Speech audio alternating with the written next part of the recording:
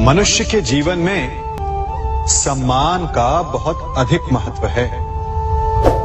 वो उसे अपने हृदय, अपने मन से जोड़कर रखता है। कदाचित इसीलिए हम शत्रु के सम्मान पर चोट पहुंचाते हैं ताकि उसे पीड़ा पहुंचाई जा सके।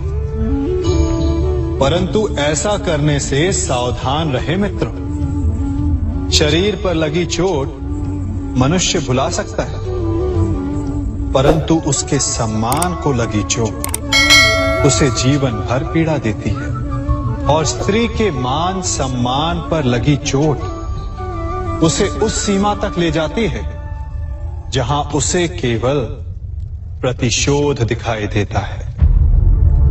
यदि अपने शत्रुओं को जीतना है तो प्रेम से जीतिए, अपने कर्मों से जीतिए। उन्हें अनुभव करवाइए कि उनसे भूल हुई है। किसी के सम्मान को ऐसी चोट ना पहुंचाइए कि वो आपका नाश करने पर उतर आए। स्मरण रखिए, किसी का अपमान करके आपके हृदय को कदाचित थोड़ा संतोष आ जाए, परंतु उस अपमान से आप कई हृदयों को आघात पहुंचाते हैं और अपने लिए एक शत्रु और बढ़ा लेते हैं। हम सब शीघ्र ही सफलता चाहते हैं, ढेर सारी संपत्ति और सुख चाहते हैं, और ऐसे में कई बार हम छोटे मार्गों का चयन कर लेते हैं। वो मार्ग जिनमें परिश्रम नहीं होता, जिनमें होता है तो केवल छल, कुटिलता और भाग्य का सहारा। जैसे कि जुआ। कोई जुए के खेल में धन लगाता है, कोई दांव लगाता है और ये भूल जाता है कि जुआ ऐसा दलदल है कि जिसमें एक बार गिरे तो सर्वनाश से पहले निकलना असंभव है। यदि आप जीते तो और जीतने की भूख बढ़ जाएगी, और यदि आप कुछ हार बैठे तो उसे पुनः पाने के लिए आप फिर से खेलेंगे। मनुष्य को ये आभास ही नहीं होता कि अपनी संपत्ति के साथ साथ वो अपनी मानवता, अपने संस्कार, अपना धर्म और अपना उत्तरदायित्व सभी जुए की भेंट चढ़ा देता है। इसलिए कुछ पाना है तो परिश्रम से पाओ। यदि कुछ जुए में जीता तो वो उतना शीघ्र ही खो दोगे, चूंकि उसे परिश्रम से पाया नहीं गया है, और उसकी रक्षा करने के लिए आपके मन में स्वाभाविक प्रयास भी नहीं होंगे। क्षमा बढ़न को चाहिए, छुट्टन को उत्पाद।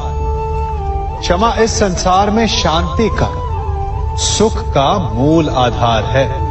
क्षमा आपके मन से प्रतिशोध और शत्रुता जैसे भावों को समाप्त करती है। परंतु क्या हर स्थान पर क्षमा आवश्यक है? क्या प्रत्येक का अपराध क्षमा करने के योग्य होता है? नहीं।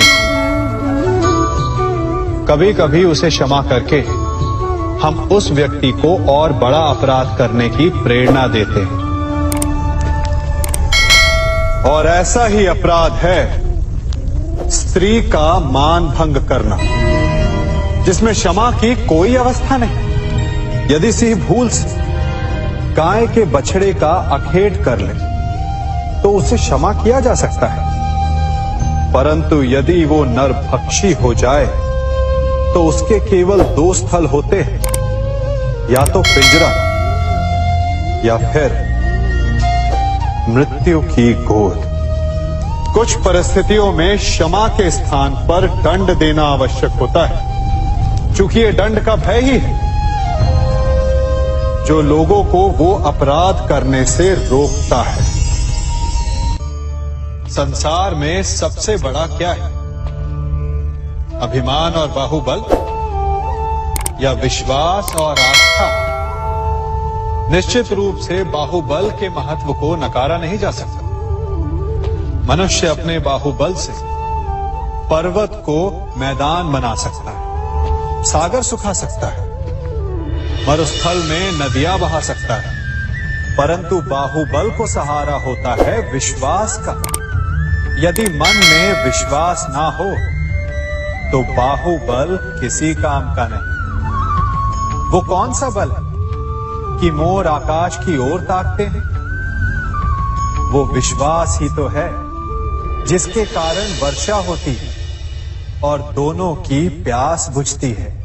परंतु जब पाप के बाहुबल का सामना धर्म के विश्वास से होता है तो बाहुबल हार जाता है और जीतता है विश्वास। विजय होती है आस्था की। यदि आप सत्य के मार्ग पर चल रहे हैं और आप अपने इष्ट में आस्था रखते हैं तो किसी भी पापी का बल आपका कुछ नहीं बिगाड़ सकता। कभी सोचा है हमारा जीवन भी उस रेत की घड़ी की भांति है? जो रेत नीचे गिर चुकी है वो हमारा अतीत है, जो अब भी ऊपर है वो हमारा आने वाला भविष्य है, और वर्तमान ये संकुचित स्थल है जहां से धीरे धीरे करके रेत गिर रही है। अर्थात हमारे पास जीने के लिए यही एक क्षण है।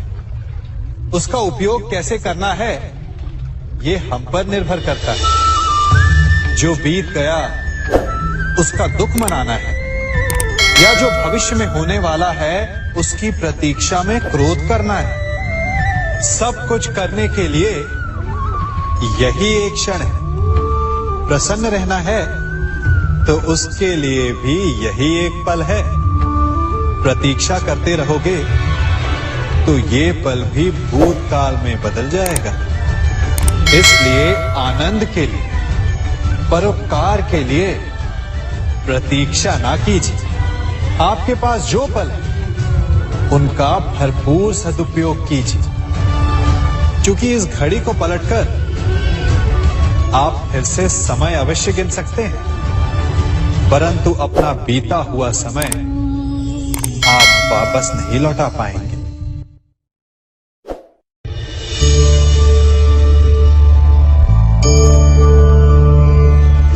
मनुष्य के जीवन में संतान का बहुत महत्व है।